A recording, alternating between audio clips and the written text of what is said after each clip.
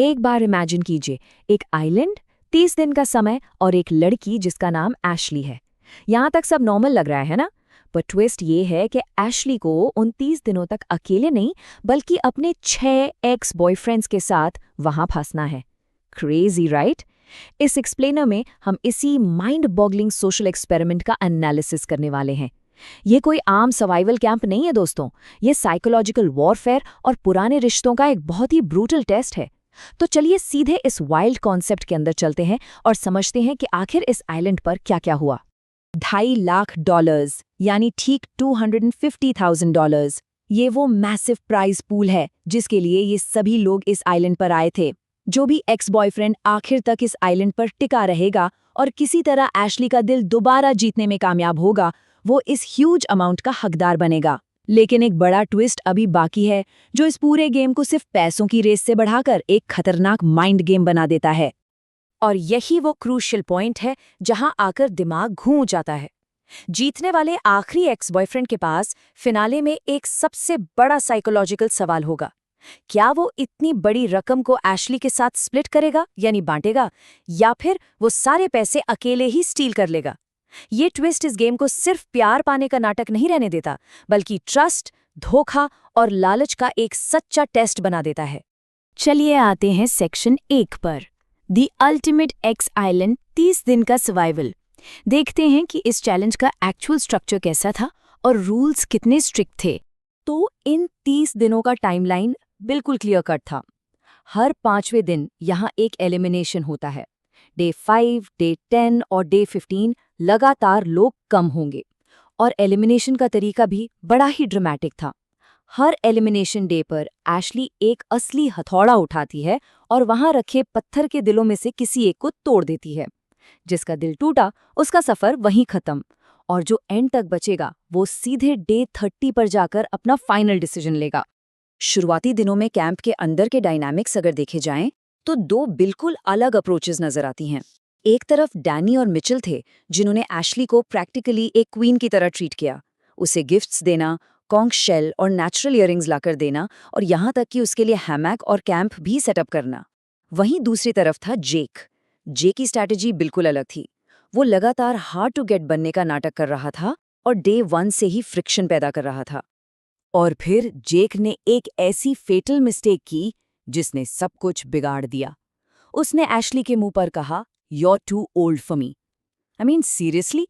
सोचिए, जो इंसान थोड़े ही दिनों में किसी को एलिमिनेट करने का हथौड़ा पकड़ने वाला है, आप उसी को इंसल्ट कर रहे हो। जेक पूरी तरह भूल गया था कि ये आइलैंड सर्वाइवल से ज्यादा एशली का ट्रस्ट जीतने का खेल है। इस टेरिबल स्ट्रैटेजी का नतीजा क्या निकलना था? पहले ही एलिमिनेशन राउंड में यानी डे 5 पर हिट लिस्ट से पहला नाम जेक का ही कटा। एशली ने आकर सीधा जेक के नाम का दिल तोड़ दिया और उसकी गेम ओवर कर दी। ये इस बात का साफ प्रूफ था कि ओवर कॉन्फिडेंस और एरोगेंस के इमीडिएटली कॉन्सिक्वेंसेस भुगतने पड़ते हैं। एक खिलाड़ी कम हुआ और अब आइलैंड पर बचे सिर्फ 5। Section 2, the curve ball heart break. कोई भी सेफ नहीं है। जेक के जाने के बाद बचे हुए एक्सेस को ये एहसास अच्छे से हो गया था कि यहाँ कोई भी महफूज नहीं है। टेंशन लगातार बढ़ रही थी। डे 9 पर इन लड़कों का एक फिजिकल टेस्ट होता है जिसे चैलेंज आइलैंड कहा गया। एक प्रॉपर ऑब्स्टिकल कोर्स। पहले रेत खोदकर चाबी ढूंढनी थी, फिर उस चाबी से हथौड़ा अनलॉक करके स्टोन तोड़ना था और आखिर में एक भारी बैरल को रैंप के ऊपर धकेलना था। ये पूरा चैलेंजिंग टास्क गैरी ने बड़ी ही आसानी से जीत लिया। इनाम क्या था? एशली के साथ बाकी कैंप से दूर एक लग्जरी 24 आवर डेट। अब जब गैरी डेट पर मजे कर रहा था तब बचे हुए लड़के टेंशन में थे। डे 10 का एलिमिनेशन करीब था। यहाँ एक बड़ा सवाल सबके दिमाग में था, क्या कैंप का चहेता प्लेयर बच पाएगा? एशली ने खुद माना था कि उसका अभी भी मिचेल के लिए एक रोमांटिक सॉफ्ट स्पॉट है, तो नेचुरली सबको यही लग रहा था कि मिचेल तो सबसे सेफ खिलाड़ी है। लेकिन यहाँ आता है इस पूरी चर्चा का सबसे शॉकिंग मोमेंट। एशली ने सबको सरप्राइज करते हुए एलिमिनेशन में मिचेल का ही दिल तोड़ दिया। ये एक ऐसी कर्व बॉल थी जिसके बारे में कैंप में किसी ने सोचा तक नहीं था। जाते जाते मिचेल ने एक बड़ा क्रिप्टिक एग्जिट कोड बोला, "count the stars for me boys." आखिर एशली ने उसे क्यों निकाला? बाद में क्लियर हुआ कि एशली को लगने लगा था कि मिचेल आगे चलकर पैसे चुरा सकता है। और ऐसे में हिट लिस्ट पूरी तरह बदल चुकी थी। जेक और मिचेल दोनों गेम से बाहर। इस एलिमिनेशन ने एक चीज साफ कर दी थी, अगर मिचेल जैसा कैंप फेवरेट और एशली के सबसे करीब रहने वाला इंसान बाहर हो सकता है तो गेम एंटायरली अनप्रिडिक्टेबल है। बाकी बचे 4 लड़कों में से अब कोई भी सेफ फील नहीं कर रहा था। Section 3, earning immunity under pressure, survival किसी भी कीमत पर। डे 15 आने वाला था और एक्सेस समझ चुके थे कि आइलैंड पर टिकने के लिए अब उन्हें डेस्परेट मेजर्स लेने पड़ेंगे। देखिए, दबाव के चलते लोग हमेशा गलतियां करते हैं, और डैनी ने बिल्कुल यही किया। डैनी ने औरतों के दिमाग को लेकर एक डीपली डिसरिस्पेक्टफुल कमेंट कर दिया, जिसे सुनकर एशली जेन्युइनली नाराज हो गई। यहां तक कि एक फिजिकल एक्टिविटी में लड़कों ने एशली को उठाते वक्त गिरा भी दिया था। डैनी ने उस बेइज्जती वाले कमेंट से ऑब्वियसली अपने आप को हथौड़े का नंबर 1 टारगेट बना लिया था।